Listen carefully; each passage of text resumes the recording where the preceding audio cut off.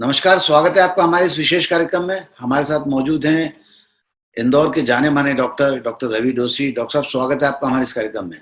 नमस्कार सुनील भैया, बहुत बहुत धन्यवाद आज मुझे दोबारा आपके श्रोताओं से रूबरू कराने के लिए। हमारे श्रोताओं की लगातार डिमांड बनी रहती है कि डॉक्टर रवि डोसी से एक मुलाकात हो, शहर के सूरत-ए-हाल के बारे में चर्चा हो। तो क्या कहते हैं सर आप, क्या सूरत-ए-हाल है? सर, पिछले हफ्ते भर में केसेस की संख्या में दोबारा बढ़ोतरी चालू हो गई है। डबल डिजिट में पॉजिटिव केसेस आने लग गए हैं। अभी कल ही अरविंदो में 6 ओमाइक्रॉन के केसेस के सैंपल्स की भी पुष्टि हुई है। तो निश्चित रूप से पॉजिटिविटी रेट बढ़ रही है। R1 वैल्यू हमारी दोबारा ऊपर जा रही है।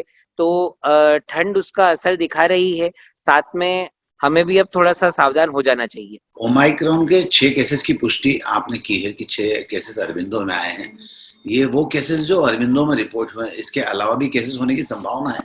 निश्चित रूप से देखिए, ये एक ऐसा म्यूटेंट है कोविड का जिसमें कम्युनिटी स्प्रेड भी देखा गया है। तो हम ये तो नहीं मान सकते कि यही रहेंगे। निश्चित रूप से हमेशा टिप ऑफ द आइसबर्ग रहता है। जितने पकड़ में आते हैं उसके कई गुना ज्यादा ऑलरेडी कम्युनिटी में होने की संभावना रहती है। तो सतर्कता बरतने की जरूरत है। और अगर किसी को लक्षण है तो न सिर्फ कोविड की जांच बल्कि जीनोम सीक्वेंसिंग करवाने की भी आवश्यकता है।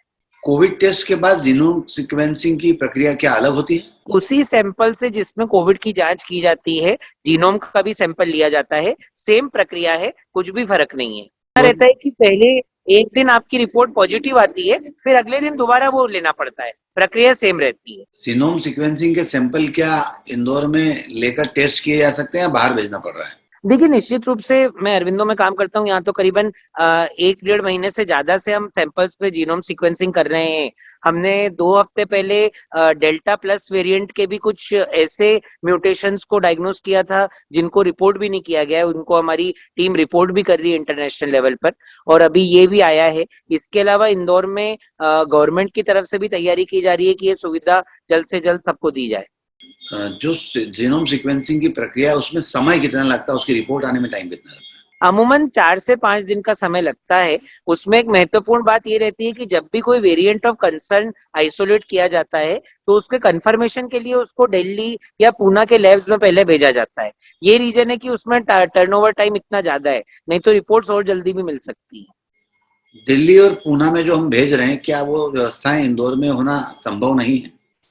सर, दिल्ली और पूना में सिर्फ कंफर्मेशन के लिए भेजा जा रहा है। प्राइमरी टेस्ट तो हम इंदौर में अब लगाने लग गए हैं। इंदौर अब काफी अच्छा है डायग्नोस्टिक केस में।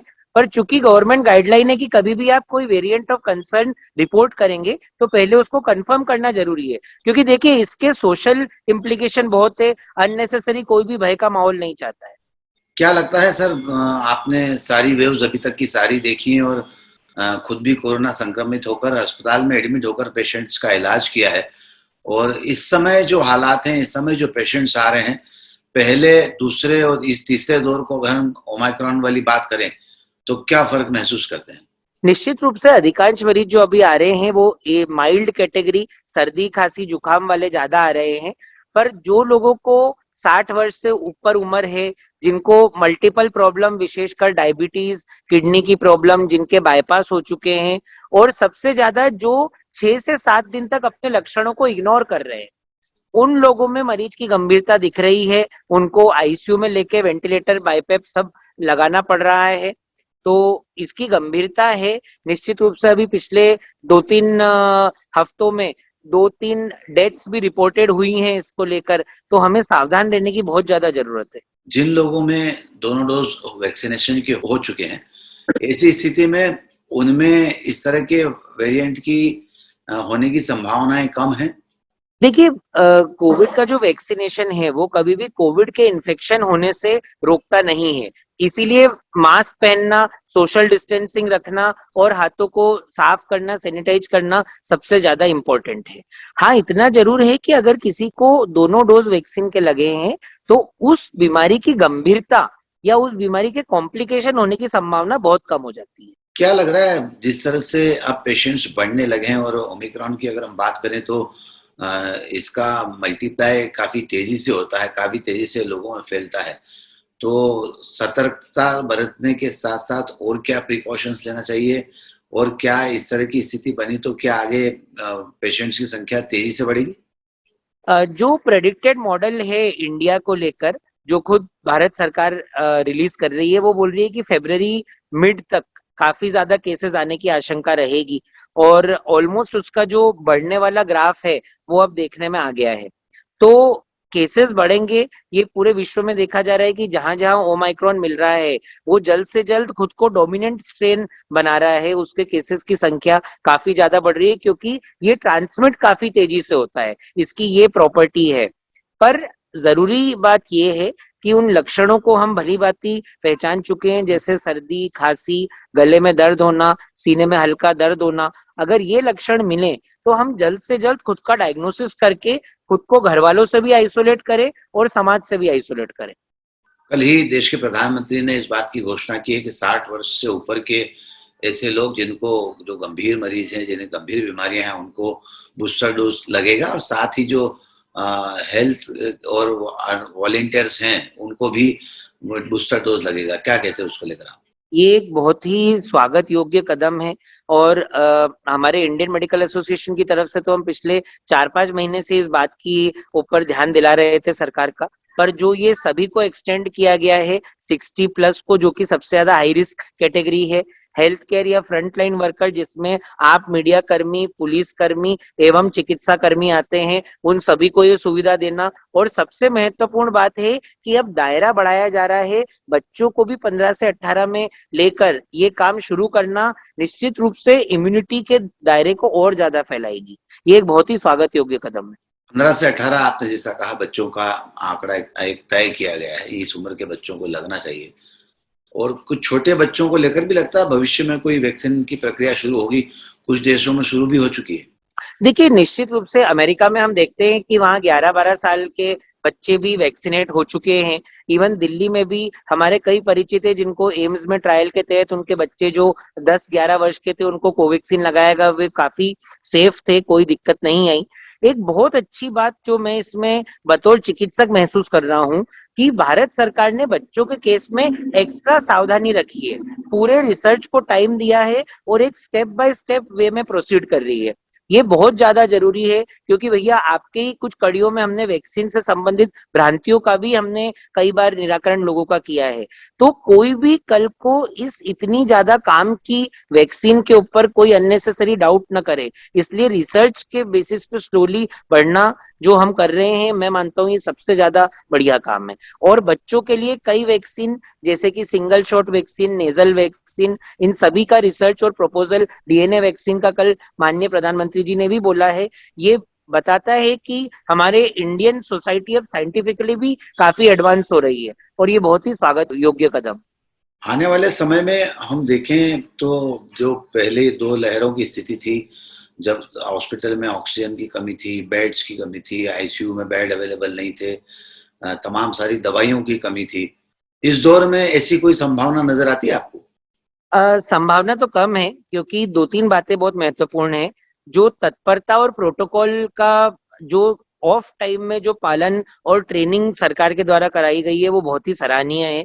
करीब करीब बहुत ही बड़े स्केल पे लोगों को कोविड को लेकर ट्रेन किया गया है, जिसके फायदे हैं। डॉक्टरों में, चिकित्सा कर्मियों में भी इस बीमारी को लेकर जो काफी भ्रम थे वो कम हुए हैं और निश्चित रूप से और ज्यादा बेटर तरीके से इसको मैनेज करने के लिए वो सभी तैयार खड़े हैं। इस बार हमारे जो चिकित्सकों की फौज काफी ज्यादा बड़ी संख्या में हमें दिखेगी। दूसरी बात ये है कि ऑक्सीजन प्लांट का तो आप देख ही रहे हैं कि कितने अच्छे लेवल पर और कितने क्वालिटी के ऑक्सीजन प्लांट्स जगह जगह सरकारी एवं गैर सरकारी सभी में स्थापित किए गए हैं। और तीसरी बात ये है कि प्रोटोकॉल अब बहुत क्लियर आ गया है, अब बहुत ज्यादा एक्सपेरिमेंटल दवाइयों की रोल नहीं रह गए हैं।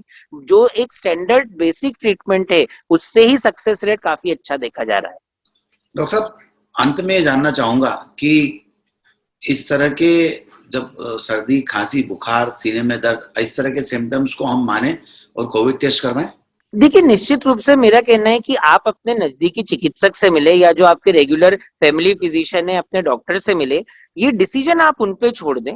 हमें भय का माहौल भैया बिल्कुल भी नहीं बनाना है। ये सर्दी के मौसम में साधारण सर्दी, खांसी, जुकाम होना एक बहुत स्वाभाविक बात है, पर हमें ये समझना पड़ेगा कि अगर हम हाई रिस्क है, ट्रेवल हिस्ट्री है, हमको पहले कोविड हो चुका है, हमने वैक्सीनेशन हमारा पूरा नहीं कराया है और अगर हमारा सिम्टम वाकई में हमें लगता है कि नॉर्मल से बढ़ के है, तो आगे रह के हमें ये टेस्ट कराना चाहिए। अगर हमारे देखिए आज भी अगर हम ओपीडी में किसी को राय देते हैं तो 10 में से 5 लोग कराते हैं, 5 लोग नहीं कराते हैं। वो बोलते हैं साहब 3-4 दिन की दवाई में तो यूं ही ठीक हो जाएगा।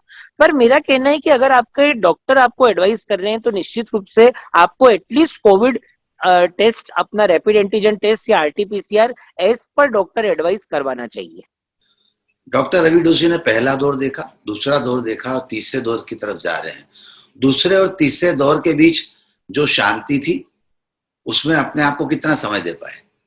सर निश्चित रूप से पहले दौर में तो आपको पता ही है कि 4-6 महीने घर से दूर रहा। 2 महीने में व्यस्तता बहुत ज्यादा थी क्योंकि मरीजों की संख्या जनवरी, फरवरी, मार्च में, अप्रैल में बहुत ज्यादा हो गई थी। पर धीरे धीरे मैं खुद का भी अपना एक सिस्टम बना पाया हूँ, क्योंकि मेंटल पीस के लिए फैमिली को टाइम देना बहुत ज्यादा आवश्यक है सर। और कहीं ना कहीं मैं मानता हूँ कि स्वयं के स्वास्थ्य, मानसिक एवं फिजिकल, दोनों की जिम्मेदारी भी डॉक्टर को उतनी बखूबी निभानी चाहिए जितने उसके मरीजों के प्रति उनकी जिम्मेदारी होती है। डॉक्टर रवि डोसी अभी अपना वजन कम कर चुके हैं, वजन काफी कम किया है, तो उसके बाद कैसा महसूस कर रहे हैं? सर बहुत अच्छा महसूस कर रहा है। मतलब मैं आपको एक बात कोविड से भी जोड़ के बताऊंगा कि कोविड में ये देखा गया है कि जिनको ओबेसिटी होती है उनको कोविड होने की संभावना दूसरे व्यक्ति से 3 गुना ज्यादा होती है। तुरंत जो मैं बेस्ट कर सकता था खुद के लिए वो करने की कोशिश करी है। और मैं सभी को प्रेरित करूंगा कि हमारा फिटनेस लेवल बढ़ाएं और हम कैसे भी करके जो बॉडी वेट है और बॉडी मास इंडेक्स है उसको नॉर्मल दायरे में लाने की कोशिश करें एक्सरसाइज के द्वारा। डॉक्टर रवि डोसी ने तमाम सारी कोरोना से जुड़ी बातें कही हैं, ओमिक्रॉन को लेकर बात कही है, और सबसे ज्यादा चौंकाने वाली बात यह है कि 6 पेशेंट इंदौर में कल रात को अरविंदो हॉस्पिटल में रिपोर्ट हो चुके हैं, जिसकी पुष्टि डॉक्टर रवि डोसी ने स्वयं की है।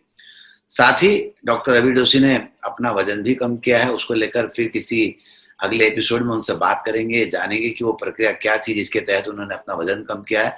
लेकिन यह चेतावनी जरूर है कि जो मोटे लोग हैं, जो ओबेसिटी जिनके साथ जुड़ी हुई है, उनको कोरोना होने की संभावना ज्यादा होती है। बहरहाल फिटनेस को लेकर भी डॉक्टर रवि डोसी ने आपसे बात कही है, अपनी फिटनेस के प्रति सजग रहिए।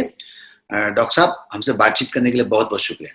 नमस्कार। नमस्कार। और सभी को नववर्ष की शुभकामनाएं भी प्रेषित करना चाहूंगा। इस बार डॉक्टर साहब आपका मैं देख नहीं पाया, आपका संदेश जो 25 दिसंबर को आता है वो शायद इस बार नहीं है, हर वर्ष जरूर आता है। सर इस बार भी आएगा, पर वो इस बार मैंने न्यू ईयर रिलीज करने का सोचा है 25 दिसंबर की जगह से।